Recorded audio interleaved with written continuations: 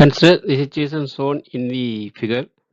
The capacitor A has a charge Q on it, whereas B is uncharged. The charge appearing on the capacitor B a long time after the switch is closed.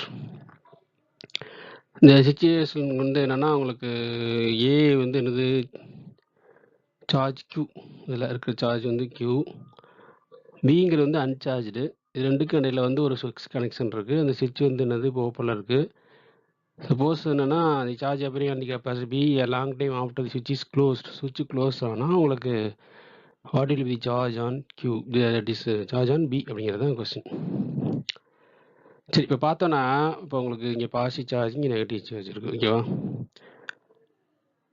இப்போது சுவிட்ச் is க்ளோஸ்னு வச்சுங்களேன், உங்களுக்கு இந்த positive charge வந்து these negative charge இருக்குங்களா, இதுதான் வந்து இந்த பிளேட் தான் கனெக்ட் பண்ணுறோம்.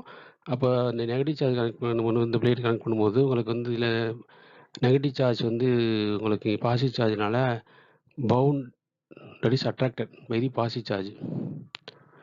ஆல்சோ என்னென்னா உங்களுக்கு வந்து இங்கேருந்து இங்கே சார்ஜை ட்ரான்ஸ்ஃபர் ஆகிறதுக்கு வாய்ப்பு இல்லை, ஓகேவா? அதனால் due to attraction of positive charge, the negative charge is bound and so it will not flow to capacitor B through the switch even though switch is closed. switch open சான்ஸே இல்லை, switch close ஆனாலும் இதனால என்னது உங்களுக்கு வந்து எந்த ஒரு வாய்ப்பும் இல்லை அப்படிங்கிறத நம்ம இங்கே சொல்ல வரோம். So that's why charge on B even though a long time after the switch is closed, there is no charge on B அப்படிங்கிறது தான் ஆன்சர். தேங்க்ஸ் ஃபார் வாட்சிங். கீப் வாட்சிங், சப்ஸ்கிரைப் அண்ட் ஷேர்.